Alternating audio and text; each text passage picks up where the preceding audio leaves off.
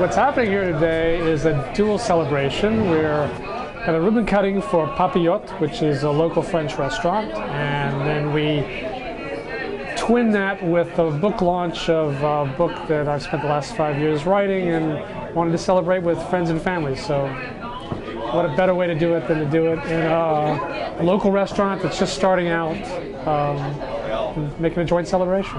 Oh gosh, a little bit about the book. The title of it's Living Above the Store.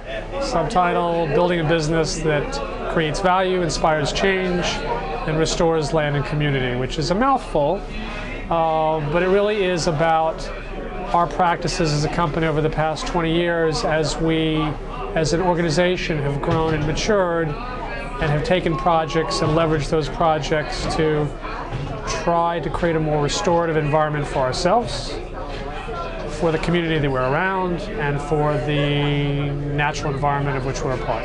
You know, Earth Day really is much a celebration of, across the planet, of being better stewards, trustees of the natural order. It's beyond political boundaries, you know, spans the gamut from far left to far right, all sorts of works of life and diverse interests and diverse cultures, because it really is going to take all of us, a village of folks, if we really are going to adopt restorative practices on a global scale. So what a better way to kind of launch a book that's about sustainable principles and practices than April 22nd. What I would really hope is that, well, twofold. Our first audience is a very intimate audience, and my colleagues is sort of my letter to the next generation of leaders in my company for how we've evolved to this point and how, you know, we need to continue to evolve. That's a fairly small audience to write a book and spend 5 years. The larger audience really is primarily the business community, but also the other three sectors, nonprofit, government, academia, for how to engage in all the other sectors collectively, because it's really going to take all of us collectively working coherently and intelligently together if we're going to reduce our footprint on this globe. My company is a third-generation family business. It was founded in 1940. My grandmother Annie started a corner store here in Savannah, Georgia. My father joined Annie. In fact, he's somewhere out there behind me. My father joined her in the business and worked till about 1985, building up a good-sized grocery chain in and around Savannah, Georgia. Sold it. And when we sold the business in '85, we discovered two things. One, we'd been in the real estate business all along, just didn't know it. We're building stores and warehouses and offices. So we've been in the real estate business all along, and our second discovery was basically we hated real estate.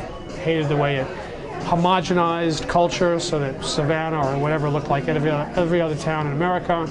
Hated the diminution of the natural landscape, clear cutting of trees, that sort of thing. And so we embarked in the mid-'80s on a long 20-year meditation plus on how to adopt more sustainable practices. And we're still reflecting, still adopting, still changing. But everything we do has at its core real systemic thinking and systemic sustainable practices that touch not just economics, but the environment and the social landscape. Triple bottom line. I think, you know, when we first started, we looked like, you know, aliens in a strange, strange world, and today it's very familiar territory and shouldn't be all that frightening or intimidating to folks. And in fact, I think the message is that if you're a business today and not seriously adapting practices that reduce one's impact on the natural world and optimizes one's impact on the social order, as a business, you won't survive above and beyond the moral imperative.